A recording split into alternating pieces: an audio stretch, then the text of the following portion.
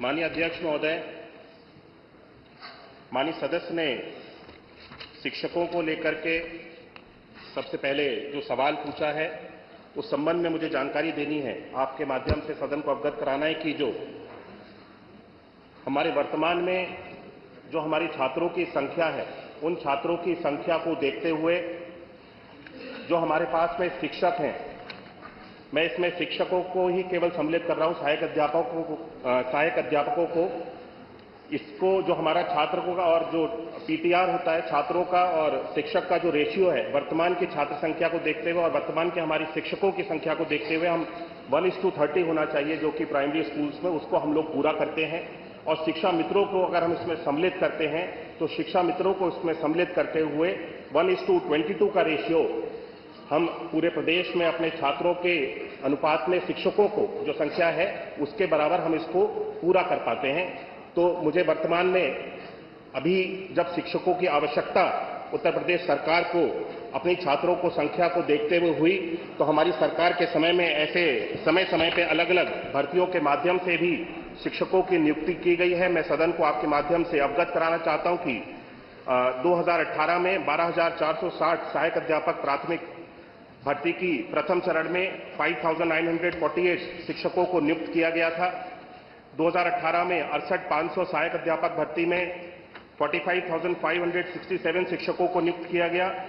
और 69,000 सहायक अध्यापक भर्ती में 2020-21 में 69,000 टीचर्स को रिक्रूट किया गया, नियुक्त किया गया और 12,460 सहायक अध्यापक भर्ती में 2023-24 में 5,856 शिक्षकों को नियुक्त किया गया। ये मिलाकर के कुल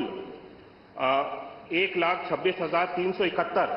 शिक्षकों को हमारी सरकार के समय में नियुक्ति दी गई है। अब जब वर्तमान में छात्रों की और शिक्षकों का अगर अनुपात हम लोगों को इस तरह से अवगत महसूस होगा कि छात्रों की और अगर छात्र बढ़ रहे हैं तो आने वाले समय में शिक्षकों की अगर आवश्यकता होगी तब इसके ऊपर विचार किया जाएगा। वर्तमान में कोई नई नियुक्ति को निकालने के लिए सरकार का कोई विचार नहीं है। माननीय सदस्य ने और भी प्रश्न किए कि जो नियुक्ति अभी कोर्ट में विचाराधीन है, कोर्ट में जो सुप्रीम कोर्ट में 69,000 की एक भर्ती हमारी विचाराधीन है, जिसपे माननीय सुप्रीम कोर्ट में सर्वोच्च न्यायालय में जिसका केस चल रहा है, उसके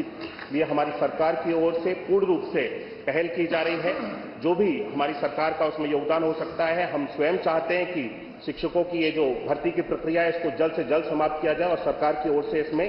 पूर्ण योगदान दिया जा रहा है। माननीय सदस्य ने खेलकूद के बारे में भी चर्चा की। मैं बताना चाहता हूं, अवगत कराना चाहता हूं कि हमारी सरकार के समय में बच्चों की शिक्षा के ऊपर तो हम लोग ध्यान दे ही रहे हैं, लेकिन बच्चों के ऑलराउंड डेवलपमेंट में खेल का भी बहुत बड़ा योगदान है। हम समय समय पे प्रदेश स्तर पे, जिले स्तर पे अलग अलग प्रतियोगिताओं को ऑर्गेनाइज कराते हैं, जिसके लिए यहां से धनराशि की व्यवस्था भी की जाती है और हर एक विद्यालय में बच्चों को खेलकूद के उपकरण को भी उनको उपलब्ध कराने के लिए भी हर विद्यालय को अलग से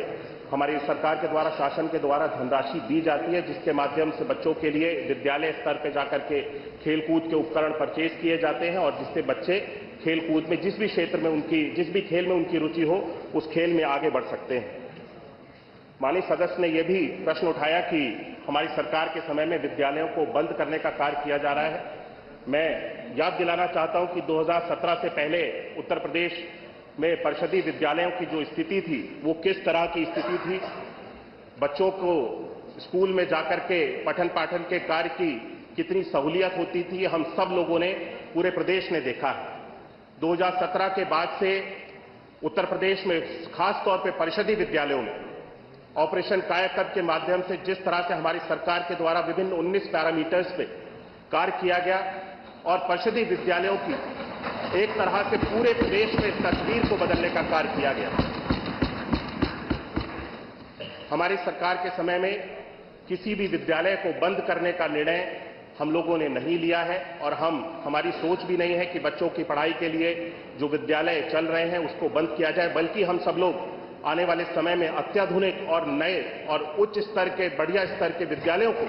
खोलने की हम सब लोगों की सरकार की योजना है। और आने वाले समय में मुझे लगता है जब ये विद्यालय बन करके तैयार हो जाएंगे तो हमारे परिषदीय विद्यालय में भी प्राइवेट स्कूल्स में जो बड़े से बड़े, अच्छे से अच्छे स्कूल में जो सुविधाएं बच्चों को दी जाती हैं वो निःशुल्क हमारे परिषदीय स्कूल्स में भी बच्चों को देने में हमारी सरकार सफल होगी। ये आ गया पूरा उत्तर, पूरा आ गया। इसमें जितने भी बातें थी सब आ गई बड़ी स्पष्ट।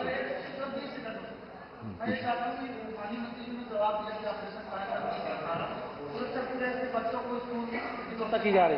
भारत सरकार के आंकड़े कहते हैं कि पूरे उत्तर प्रदेश में 7,85,000 बच्चे स्कूल नहीं जा रहे हैं। तो क्या सरकार की कार्ययोजना में किसी प्रकार की कोई कमी है कि ये बच्चे विद्यालय नहीं पहुंच पा रहे हैं? आप अगर कह रहे हैं कि ऑपरेशन कायाकल्प से विद्यालयों की संरचना बहुत हो गया, तो 7,85,000 बच्चे कैसे स्कूल नहीं जा रहे? सरकारी आंकड़े, इस पर माननीय मंत्री जी कुछ जवाब देना चाहेंगे?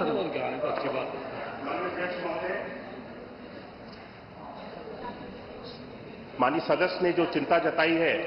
कि बच्चों को भारत सरकार का उन्होंने कोई डेटा कोट किया है सदन में, जिसके माध्यम से उन्होंने ये बताया कि 7 लाख कुछ संख्या में बच्चे विद्यालय नहीं जा रहे हैं। मैं इसकी अवश्य जानकारी करा दूंगा, लेकिन मैं प्रदेश स्तर पर बताना चाहता हूं कि उत्तर प्रदेश सरकार के द्वारा इस चीज को हम लोग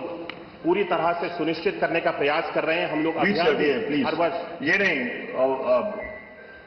आप मंत्री जवाब दे रहे हैं, आप आगे आ रहे हैं, बैठिए प्लीज। हम लोग हर वर्ष अभियान चला करके विशेष तौर पे, जिसमें सभी माननीय जनप्रतिनिधिगण, सभी हमारे विभाग के अधिकारीगण और समाज स्तर पे भी, लोगों के स्तर पे भी बृहद स्तर पे प्रयास किया जाता है। स्कूल चलो अभियान के माध्यम से हर वर्ष जब नया सत्र प्रारंभ होता है, माननीय मुख्यमंत्री जी स्वयं इस कार्यक्रम की शुभारंभ करते हैं, जिसके माध्यम से हम लाखों की संख्या में, इस वर्ष भी लाखों की संख्या में, हम ऐसे बहुत सारे बच्चे हैं जो विद्यालय से जुड़े हुए नहीं थे, उनको हम इस व्यवस्था के साथ में जोड़ने के लिए हम सब लोग सफल हुए हैं। और आगे आने वाले समय में मैं माननीय सदस्य को आपके माध्यम से सुनिश्चित करना चाहता हूं, उन्हें आश्वासन देना चाहता हूं कि उत्तर प्रदेश में ऐसा कोई भी बच्चा नहीं होगा जो शिक्षा की व्यवस्था से दूर रहे।